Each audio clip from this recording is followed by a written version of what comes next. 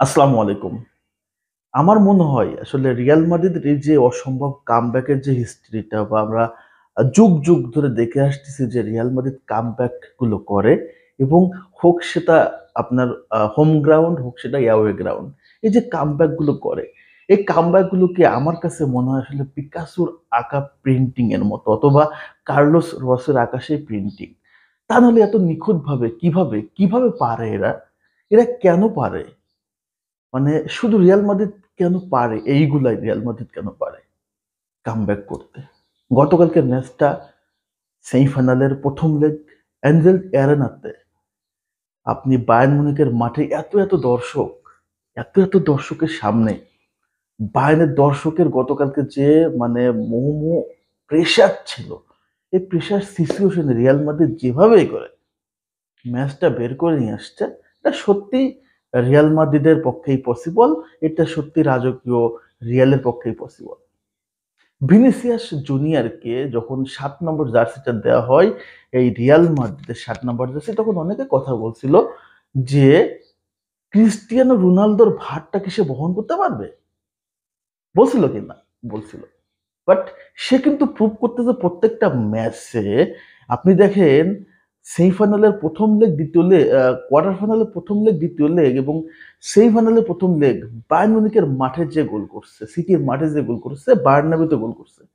ভাই একটা প্লেয়ার কোন লেভেলের চিজ হইলে এইভাবে পারফরম্যান্সটা করতে পারে? আপনি মেসি, রোনালদোর চেয়ে ভিনিকে কোনোভাবে আসলে পিছায় রাখতে পারবেন না।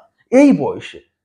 তার যে বয়সে সে রিয়ালের সার্ভিসটা দিচ্ছে, আপনি দেখেন এই বয়সে চ্যাম্পিয়ন লিগ জিতে ফেলছে, এই বয়সে ব্যালন ড'র কন্টেন্ডার, এই বয়সে এ রিয়ালকে প্রত্যেকটা ম্যাচে সুপার সার্ভিস করতেছে। এইজন্যই রিয়াল মাদ্রিদ আস্থা ভরসার জায়গা ভিনিসিয়াস জুনিয়র এবং প্রত্যেকটা ম্যাচেই কিন্তু রিয়ালের বড় এবং মূল তারকা কিন্তু ভিনিসিয়াস জুনিয়র এবং সেটার ফলাফল, সেটার আস্থার প্রতিদান কিভাবে দিতে হয় রিয়াল মাদ্রিদকে ভিনিসিয়াস জুনিয়র অবশ্যই দিচ্ছে। খেলার ভিতর আমরা ঢুকতে পারি, খেলায় ঢুকি। সেটা হচ্ছে দেখেন যখন বায়ার্ন মিউনিখের ঘরের মাঠ, এত ক্রাউড এবং বায়ার্ন মিউনিখের রিসেন্ট পারফর্ম যদি দেখেন তাহলে সবকিছু মিলায়া রিয়াল মাদ্রিদ কিন্তু চিন্তাই করছিল যে এই ম্যাচটা কঠিন হতে যাচ্ছে। কারণ ভাই আ আপনার লিগের পারফরম্যান্স আর চ্যাম্পিয়ন লিগের পারফরম্যান্স কিন্তু এক না। বুন্দেসলিগাতে হয়তোবা বায়ার্ন মিউনিখ রাজত্ব হারাইতে পারে। কিন্তু বায়ার্ন মিউনিখ ৬ বারের চ্যাম্পিয়ন লিগ জয়ী। বায়ার্ন মিউনিখ জানে কিভাবে চ্যাম্পিয়ন লিগ খেলতে হয়। সো তাদের কাছে ম্যাচটা সহজ ছিল না এবং রিয়াল কিন্তু সেটা জানে এবং ডন কার্লো আন্তে সেটা ভালো করে জানে। যার কারণে কিন্তু ওই প্ল্যান সাজায়ে কিন্তু রিয়াল মাদ্রিদ বার্নাবিউর মাঠে যেয়ে আসলে খেলতেছিল। শুরু থেকে আসলে আপনার বায়ার্ন মিউনিখের প্রচুর প্রেশার ছিল। প্রথম ১৫ মিনিট যদি দেখেন হ্যারি কেন, সানে, জামাল মুসিয়ালা রিয়াল মাদ্রিদকে পাগল করে ফেলছিল এবং সেখানে তো ৩ মিনিটে একটা গোল হয়েই যেত। হ্যারি কেনের ক্রস থেকে সানে যদি আসলে বলটা লুনি না সেভ করতো, প্রথমেই কিন্তু রিয়াল মাদ্রিদ একটা গোল খেয়ে ফেলে। তো প্রথম ১৫ মিনিট ছিল রিয়ালের জন্য একটা মানে বিস্ফোরণ আতঙ্ক ছিল আপনার বায়ার্নের পক্ষ থেকে। এরপরে যখন সময় গড়েছে তখন রিয়াল মাদ্রিদ ম্যাচটা আসলে নিজেদেরকে মিলে ধরতে পারছে বা ম্যাচের ভিতর রিয়াল মাদ্রিদ ঢুকছে আরকি। এতক্ষণ কিন্তু বুঝে উঠতে পারে না। মাথার উপর দিয়ে গেছে। এতক্ষণ যা হইছে মাথার উপর দিয়ে গেছে।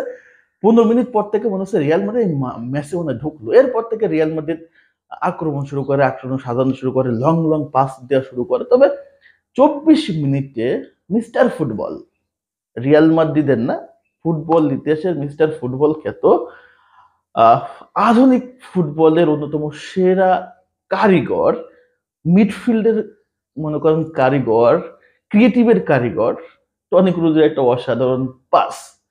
মাস্টারপিস একটা পাস ভিনিসিয়াস জুনিয়রকে দিল এবং ভিনিসিয়াস জুনিয়র সেটা খুব চমৎকারভাবে আসলে গোলটা দিয়ে আপনার রিয়াল মাদ্রিদকে ১-০ বলে লিড এনে দিল।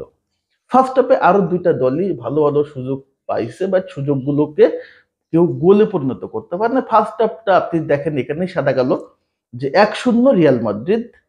সেকেন্ড হাফটা ছিল হচ্ছে বায়ার্ন মিউনিখের একটা বুলডোজার চালানো রিয়ালের উপর। তার আগে ঠিক আপনার হচ্ছে ৪৭-৪৮ মিনিটে যখন আ সেকেন্ড হাফটা শুরু হয় ঠিক ওই সময়টায় কিন্তু টনি ক্রুজের আরো একটা চমৎকার ক্রস ছিল। আ আরেকটা শট ছিল বেলিংহাম, মনে করেন যে ওখান থেকে বেলিংহাম, তারপরে হচ্ছে নাসু ফার্নান্দেজ, সেখান থেকে টনি ক্রুজের কাছে চমৎকার একটা বল আসছিল, কিন্তু বলটা আহ, খুব আনফর্চুনেট যদি বলি তাহলে ম্যানুয়েল নয়্যার আসলে সেভ করে, তা না হলে ব্যবধানটা কিন্তু 2-0 হতে পারতো। 2-0 ওই যে চান্সটা তৈরি করার পরে কিন্তু বায়ার্ন মিউনিখ তেড়ে আসে রিয়ালের উপর, এবং সানে যে গোলটা আসলে করে, সানে যে গোলটা করে সেই গোলটা কিন্তু আলটিমেটলি এটা কিন্তু আসলে গোল হয় না, যে অ্যাঙ্গেল থেকে গোলটা হয়েছে মূলত ও, মানে আপনার লুনিন ভাবতেই পারে না যে বলটা এইভাবে করে আসলে আসতে পারে, এবং সেই কর্নারটা ঢুকে কিন্তু সানে গোলটা দিয়েছে। ঠিক 3 থেকে 4 মিনিটের ম্যাজিকে রিয়াল মাদ্রিদকে পুরো বিধ্বস্ত করেছে বায়ার্ন মিউনিখ। পরবর্তী আক্রমণকে জামাল মুসিয়ালা, এক পাশে সানে, এক পাশে হচ্ছে মুসিয়ালা। মুসিয়ালা যখন ভিতরে ঢুকছে ঠিক ওই সময় একদম ডি বক্সের ভিতরে ভাস্কেস গতকালকে একটু অ্যাগ্রেসিভ ছিল, আমরা দেখতে পারছি সিনিয়র ফুটবলার, তার কাছে এই ভুলটা আসলে আমরা প্রত্যাশা করি না।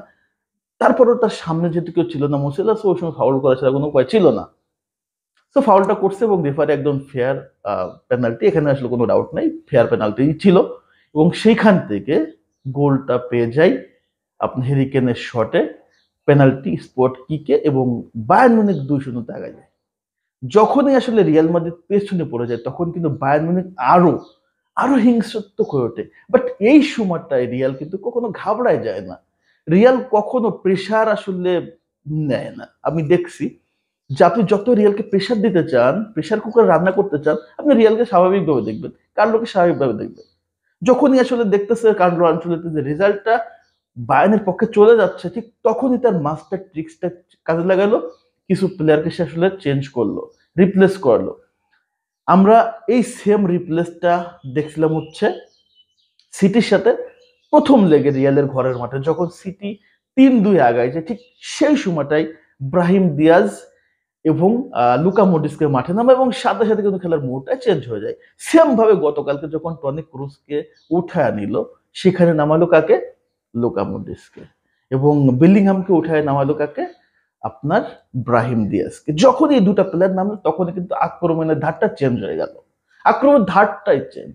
ঠিক ওই সময়, ঠিক ওই টাইমটাতে আলটিমেটলি আপনার লুকা মডরিচ চমৎকার একটা কোরাস করছিল, যে কোরাসটা আমরা ফার্স্ট হাফে দেখছিলাম টনি ক্রুজের কাছে, সেম একটা কোরাস করছিল, কি অসাধারণ একটা কোরাস, বাট ভিনিসিয়াস জন্য সেটা গোল দিতে পারে নাই, মেনুয়েল নয়্যারটাকে আসলে আটকাই দিয়েছিল, কি আটকাই দিয়েছিল, যার কারণে ওটা গোল দিতে পারে নাই।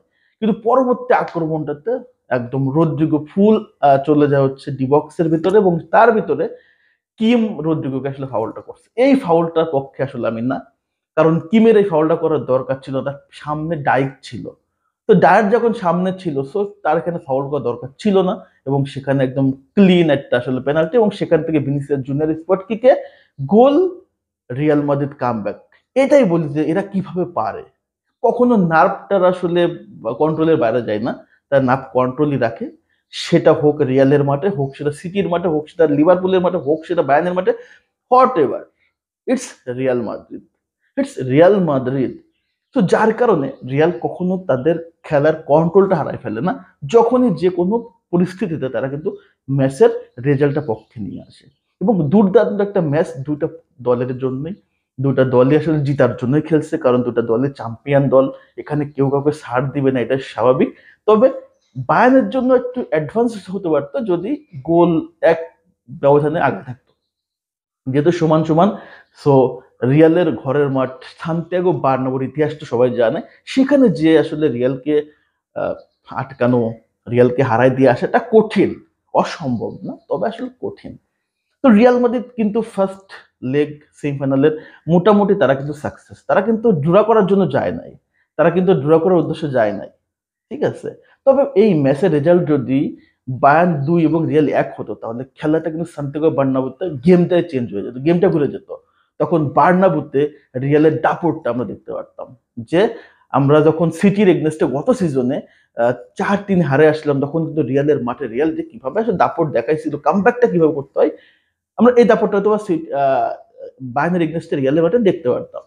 তো যাই হোক, এটা ব্যাপার না, 2 গোল আগে আছে, তখন বার্নাব্যুতে রিয়াল চাইবে প্রথমেই আসলে লিড নেওয়ার জন্য, 2-3টা গোল দেওয়ার জন্য। জানি না অত গোল হবে কিনা, তারপরেও রিয়াল মাদ্রিদ ট্রাই করবে যে বায়ার্নকে অন্তত বার্নাবিউতে অন্তত একটা প্রেশার ক্রিয়েট করার জন্য হোক, সে ছাদ ঢেকে হোক, ছাদ খোলা রেখে হোক। তবে রিয়ালের জন্য প্রথম লেগটা যথেষ্ট পারফেক্ট হয়েছে এবং রেজাল্টটা রিয়ালের পক্ষে আসছে। এবং টমাস টুকেল একটা কথা বলছিল যে রিয়াল মাদ্রিদ মনে হবে না যে আপনার ম্যাচ কন্ট্রোল করতেছে, রিয়াল মাদ্রিদ মনে হবে না যে আসলে ভালো খেলতেছে, রিয়াল মাদ্রিদ মনে হবে না যে গোল করতেছে, কিন্তু দেখবেন তারা কিন্তু গোল করে ফেলে। এবং গতকালকে দুটা গোল আপনি বুঝে ওটা তাকে খেয়ে গেছেন। এইটা হচ্ছে রিয়াল মাদ্রিদ এবং এটা হচ্ছে কার্লো আনচেলত্তির ওই সেট আপ, ওই সেট আপ যে সেট আপে রিয়াল মাদ্রিদ খেলে এবং যে সেট আপে প্রতিপক্ষ যে হোক না কেন, যে কোনো পরিস্থিতি হোক না কেন, রিয়াল মাদ্রিদ এইভাবে করে আসলে কামব্যাক করে এবং এইভাবে করে রিয়াল মাদ্রিদ আসলে ডোমিনেটটা করে। আমরা বায়ার্নের ডোমিনেটটা দেখছি, বাট রিয়াল মাদ্রিদ ওই ডোমিনেটটা করে না, বাট রিয়াল মাদ্রিদ গোল করে, রিয়াল মাদ্রিদ গোল করে। ঠিক আছে, সো সিটির মাঠে সিটি প্রচুর বল দখল ছিল, প্রচুর কিছু করছে, নাটক যা করার করছে, আক্রমণ করছে, কিন্তু ওই যে শেষ পর্যন্ত যে গোলটা কিন্তু রিয়াল মাদ্রিদ দিছিল। তো আপনি বল নিয়ে বাড়ি চলে যান, বল না কি করবেন, বল দখল না করবেন কি যদি জিততে না পারেন।